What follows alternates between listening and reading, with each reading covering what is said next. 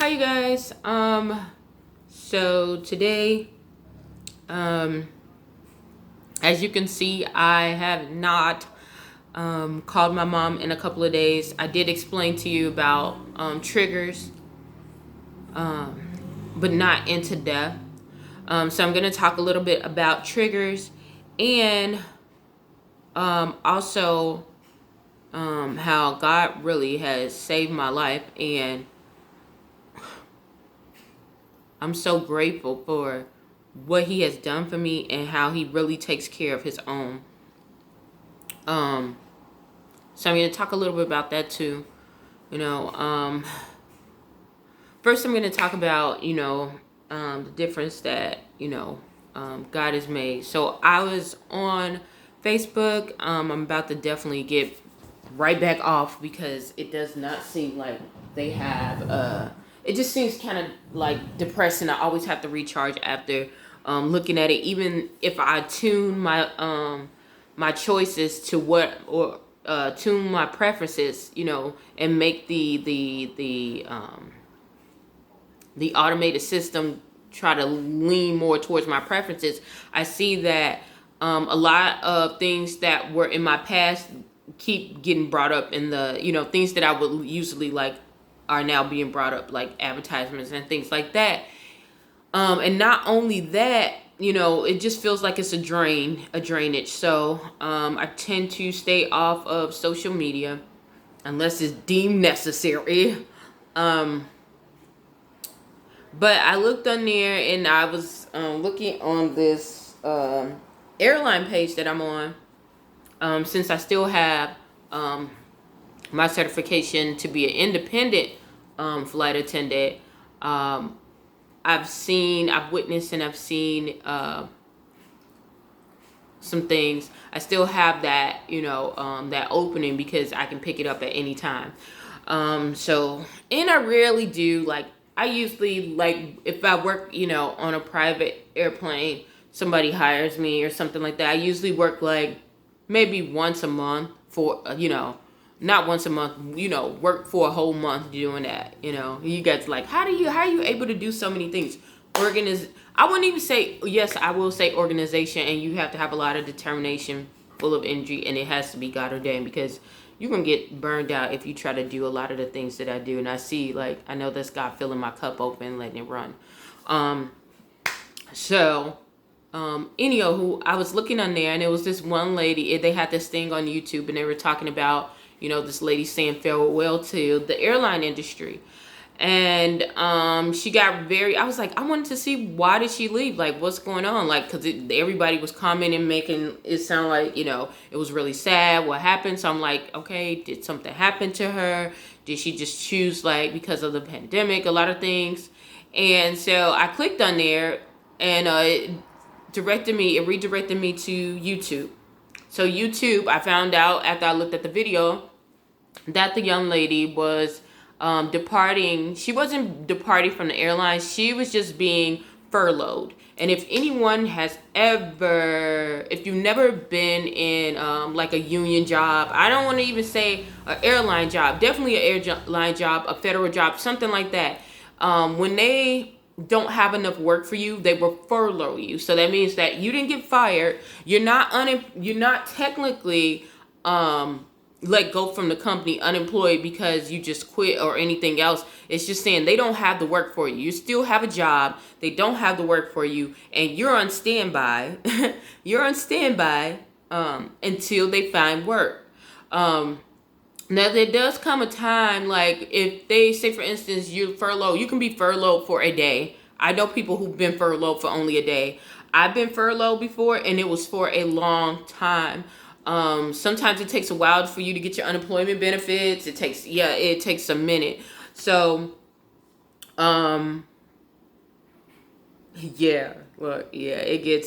gets tough. Dealing with a job that's dealing with the FAA and a government job, you do get a better base pay. It's just a couple of bucks more, but it does help. Anything helps. But it is an excruciating time, especially if you were known to go above and beyond work and, going overboard. Me, myself, when I was a flight attendant, I was a workaholic. When I worked for commercial airlines, I was a workaholic. You would just about guarantee that I'm about to go over 100 hours. Usually you go about 92, 96 hours. Some people go less than that, but between 72 to like 96, that's average. But I would used to work like 120 hours, working hours, meaning in the air from the time you take off to the time you land. Not including the taxi time, not including the standby time when you get off from the airport, not include the taxiing time from the 15 minutes when you last person off the plane and you walk off out of the airport. Not including that time. Not including the time that you sleep, at the destinations when you have your overnights. Working time. So you can just imagine that, I was definitely working. And I just had a lot of goals. I was really excited about the job. I really loved that job. It gave me a lot of opportunities to see things that I probably would never see in my life, and meet some of the most terrific people I had ever seen in my life. Some of the people I still go with today. Like, I really, really am so grateful to have that opportunity, because a lot of people don't get that opportunity, and then when they have that opportunity, they don't get to go really far and branch out. But I really did have a great experience. So I understood what that lady was talking about when she, I felt her pain when she got emotional, and I saw the videotape, and she was talking about how she was going to be furloughed starting October 1st. Which is really good. At least they gave her the time, and she was with American, same airline that, I started with US Airways before merging with American. But when that happened, we didn't get that notice. They told us that we had a whole 6 months to a year before we would be the next round, because the first and the second round went, and then it was the third round, and then that's when I got cut. But they literally gave us we got delivered a letter, and that's what happened in the email, and that's literally what happened, and it just triggered off from there, so yeah, look, yeah, I know that's gonna be quite an issue, but as I saw her pain, I literally felt like I was right there with her, because I understood it. I understood what that meant. I understood that, people, sometimes you don't understand. You take for granted going to work and you're meeting people and you're talking, and it's a different thing when you're doing stuff with traveling, and because you're used to that upbeat pace. You're used to slowing down to a slower pace and speeding back up. In the airline industry, I used to have to be very, very swift on my feet. You're always critical thinking, analyzing things, and when you're around people who are not in that arena, they don't get it. You're traveling, you're seeing things. It's almost like you have to rewire your mind double time. You already have to do that from changing to any other job and transitioning to anything, but it's literally you're rewiring your mind. And it can be excruciating. For me, it was very excruciating, because I had to continuously downsize. I didn't even get my unemployment benefits. By the time I did get awarded, I ended up getting another job and going into a whole different area. Kid y'all not. So, I saw her pain, but it also reminded me of what God told me, okay? Because I had a friend when I just went on a trip, and I didn't fly on that airline because I think the rates were really high though, because it went up just going there. So I ended up going on another airline, and I saw one of the coworkers that I work with. They no longer work for the airline that we both worked for, and they were telling me to apply, and they had all these positions and things like that. And I was like, oh, that's good. And the in-flight manager, one of the in-flight managers saw me, and they remember me from, the airline industry. If you get an opportunity, I'm not going to say that everyone does that, but I was a person that talked. I went to the galas. If you went to the Black Union, BFAU, when it first started, I was a part of that, so, I really got into, mixing with people, finding people, connecting with people. I love to speak to people. I love to connect. I love to recharge too, but I love to connect. And um, I met uh, some people, some good people, and I ended up meeting this person too, and we reconnected, and they were like, look, just say the word, give me your information, I know you're clear, we're going to do the standard procedures, but it is what it is. We need people, we know you got it. And I was about to do it because I was like, okay, that's easy money, I don't have to think. Not to say I don't have to think, but it's almost like, when I say I don't have to think, flying and being a flight attendant for me is like air. It's like air. You know it so much. That was one of my main jobs that I had for a long time, coming out of college. So, and doing it so well and understanding the techniques and going into management, it was something that I really liked because it took critical thinking, it took analyzing, and it took things you had to be on point, and you didn't, you really had to think on your toes, and it was something that it always gave me a new adventure every single time. So I was really, really excited about it. It didn't leave me with a spirit of boredom. So I was about to do that. And I was like, maybe to just recharge me because maybe I need to jump out of what I'm doing. And God just let me know, like this voice, like, don't do it. Don't go back. And when I usually hear that voice, you hear God. You can tell God if you have enough time with God. You can hear, and you can understand if the voice is you or someone else or something else, or if it's God. And it gave me some time. Having time with God had me to understand what that really meant. What that really meant internally, not to look physically on what's on the outside, but spiritually. And God literally told me, don't go back. And I wasn't gonna be in that arena. Like, I would travel, but I would not be in that type of environment, And that was the second time that he told me that. He told me that years before, but right then he told me that. So I did not apply. I also have a friend that was trying to get me to apply for that actual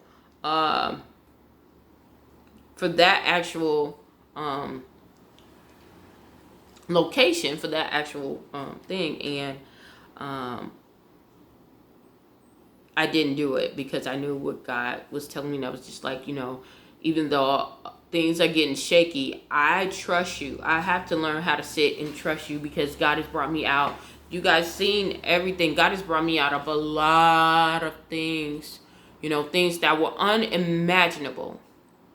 And I got up and got through it unscathed. Not only unscathed, I got through it and it was like I was on top.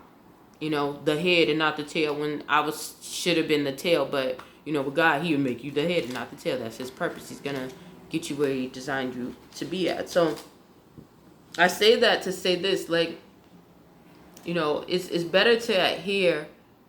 It's better to adhere to God than to lean on yourself. Now, for everyone who's losing their jobs, I'm not saying, oh, I'm so grateful that, that wasn't me. I am grateful that I'm not in that experience, but I've been in that experience before. And I believe that God allowed me to see that because nothing happens on an accident. God allowed me to see it so that I would be able to view and recognize what it is for what it is, and as confirmation, like, I'm taking care of you. I'm taking care of you. Nobody else, not the system, not anything else. I remember when I was entitled to things and I did not get it, but God still took care of me. God sent people to me. God just rearranged my mind a lot to just stay focused on him and follow him. A lot of things that we do, we could prevent, asking for forgiveness if we just obey. God really has what's best for us, and we try to take things into our own hands and make it this magical thing, and that's yeah, that's not what God wants.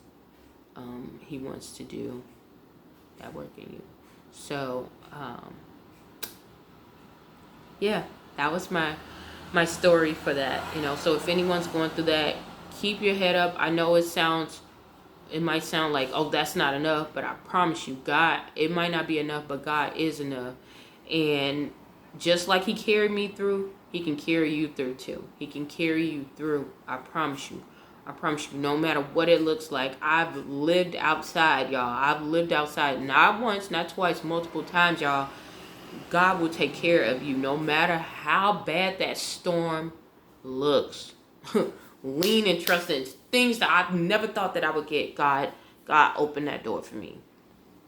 That nobody could take credit but God. Okay? So, yeah. Okay. For the next one, I also wanted to talk about the situation with my mom. And I know you guys are like, well, maybe you should go and just let her sit in there. Okay. Sometimes when you're dealing with someone who has mental illness, sometimes they really don't understand what they're doing. They don't understand what they're doing. It's not, I choose not to. Sometimes they just don't, or they don't have the capabilities to understand it. Or another thing that happens is that sometimes they are misinformed, and you would think that when I say misinformed, they can be given, a person with a mental illness can be given one thing and they turn it into something else. And when this happens, it's kind of not their fault, but it is. It's just a part of how they work, and you have to find the best way to de-escalate the situation. And those things, when you see things like that, they're called triggers. Triggers are things that usually sets a person to do a certain, have a certain reaction. When they say, what are your triggers? What are the things that make you have certain behaviors? So at this moment, since I am a trigger, as you guys saw, it made her give a certain outcome that wasn't desirable. I've chosen to take a third route. So that third route is to have somebody, if you have this, to have someone else stay in contact with her, stay in contact. Not only that, you stay in contact with the person that is supervising over them, like the case manager, and you get information that way. So you don't have direct contact with them, and then you slowly get integrated back into their lives, into their systems. Some of these things, if you dealt with someone who has a mental illness, especially like dementia or Asperger's, something like that, autism for sure. If you become, say for instance, you're the direct support professional or something like that, or supportive staff, and the client is upset with you and they have a trigger every time, they have a behavior every time that you come around, whether you say hi to them, they see you, they're having a behavior. So one of the things that are usually implemented is that, because you can't fire someone because of that. They might have to get relocated or something like that. But what usually happens is that person will have to step back while someone else has stepped forward and takes those duties and obligations with that staff. And you slowly, when you calm the staff down, you have them to de-escalate. And that can take sometimes hours, seconds, days, months, years. And you slowly integrate that, introduce that person, or reintegrate that person back into the system of things going, by having the person that they most desire. Because usually people who really, who have mental illness, who usually really have a disgust for someone, will have a huge infatuation with someone. So you're going to use that person and integrate them back into the system that way, just slowly. without pushback. If you see pushback, you slowly go back and then you come back. But each time you're going a step further. You're not going to stay at that same step. You're going to go a little step further. If you get introduced to that step, you go a little step further. So that is what is going to happen. At this point in time, I'm definitely certain that she is not getting relocated because she's still over herself, even though you guys can see the back and forth. They're still giving me a lot of upsets about the counties.